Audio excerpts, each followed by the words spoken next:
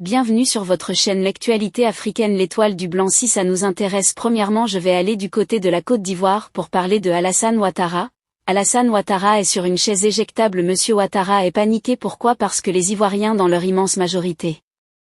Il y a des minorités, ce qu'on appelle à deux moutons qui suivent Alassane Ouattara. Mais Alassane Draman Ouattara est dans une situation très difficile aujourd'hui en Côte d'Ivoire. Il est dans une situation compliquée. Je vais essayer de le développer avant d'arriver dans le fond du sujet. Vous savez, quand la France, à travers Jacques Chirac, essayait et Nicolas Sarkozy ont imposé Alassane Draman Ouattara comme président en Côte d'Ivoire. L'idée c'était de continuer l'exploitation de l'Afrique. Pourquoi? Parce qu'ils ont pensé qu'avec Bédi ça devrait continuer. Bédi qui était l'office de Félix Houphouët-Boigny. Mais Bédi est arrivé. Il a commencé à signer certains contrats avec les Américains.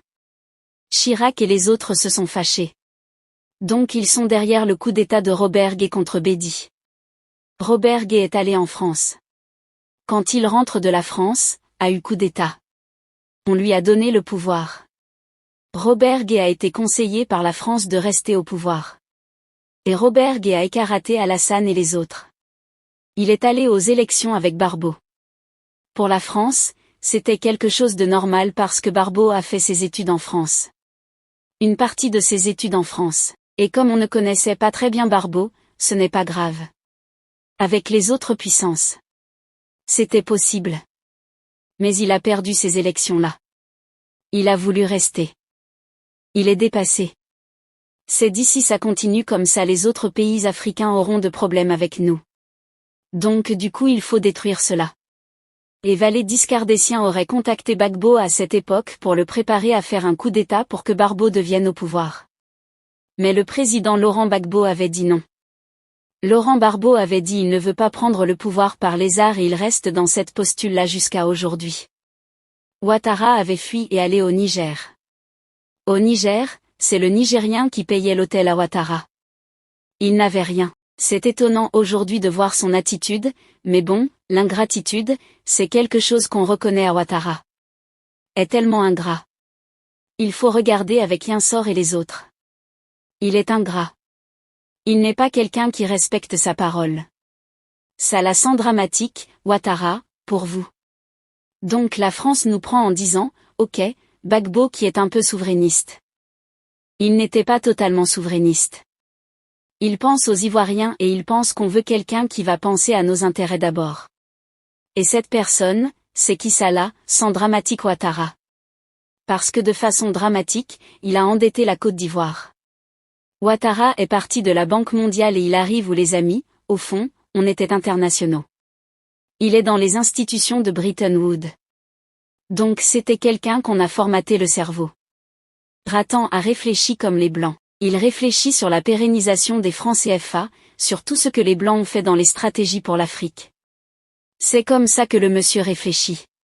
Et ce monsieur continue de réfléchir comme ça. Mais l'Afrique a changé.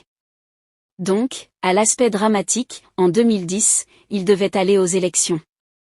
L'erreur de Gbagbo, c'est d'accepter les élections. Parce que Ouattara normalement devait refuser les élections en parlant de réconciliation jusqu'à la paix totale. Mais le pays était divisé en deux. Une partie était contrôlée par Guillaume Soro et ses bandits, les forces nouvelles, et donc par Koché Ouattara à l'ascente dramatique. Et l'autre partie parle au gouvernement ivoirien. Si Gbagbo disait non, faut la réconciliation, faut que les autorités travaillent partout dans le pays, ça devait régler la faim.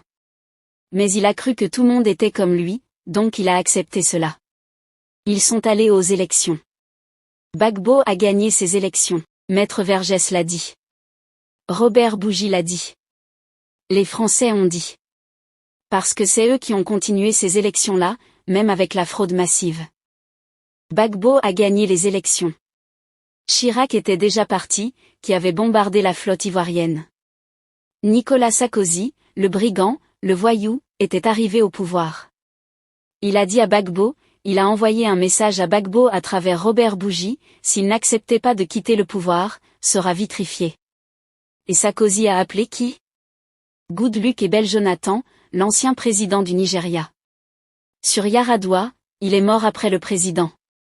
Et Goodluck Jonathan à travers la Siriawa, commençait à menacer Laurent Gbagbo. Commençait à menacer Laurent Gbagbo, menacer la Côte d'Ivoire. Oui, voilà les intellectuels africains. Quels sont les ordres de la France? Vous avez un pays de 200 et plus, et pour ça des millions de personnes. Vous avez aimé la vidéo? N'hésitez pas à cliquer sur j'aime puis abonnez-vous pour ne pas rater nos prochaines vidéos. Pensez également à cliquer sur la cloche de notification, partagez aussi vos avis dans les commentaires. Votre soutien nous est très utile, car avec ceci nous travaillons encore plus dur pour vous satisfaire encore davantage.